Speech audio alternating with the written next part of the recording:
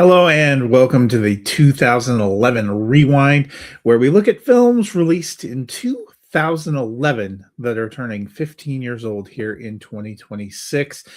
A couple weeks left here in 2011 before we drop back another 5 years to 2006. But today, looking at one that feels a bit timely. Did you know it is almost baseball season? Spring training kind of upon us. It is the first day of March, so it makes sense that we're looking at Moneyball, which is a famous film that is also a famous baseball film.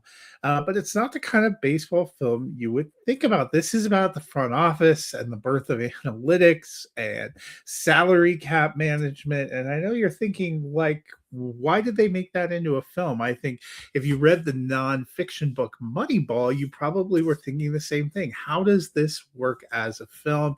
And yet, the magic of the way they were able to put it together, the script from Steve Salian and Aaron Sorkin, really highlights the dialogue and ends up being kind of focused on the relationship between Oakland A's general manager Billy Beane, played by Brad Pitt, and Peter Brand, who was working in the front office, who's really kind of a conglomeration of folks, played by Jonah Hill. I mean, you get Philip Seymour Hoffman playing the A's manager, Art Howe, Scott Pratt as Scott Hatterberg, focuses on some players, maybe doesn't tell the entire story of their success, but certainly captures some of the spirit and the point of the book, but also makes a movie that is eminently watchable.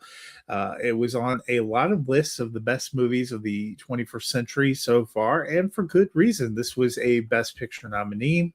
It was based on a true story. It managed to make kind of the analytics of baseball come to life in a way that was pretty exciting. Probably one of the better Brad Pitt performances. He was nominated for Best Actor, did not win. Jonah Hill, kind of a breakout, seeing him in a completely different part. He was also nominated, didn't win. But Moneyball, just a movie that continues to thrill audiences and continues to stand out even 15 years later.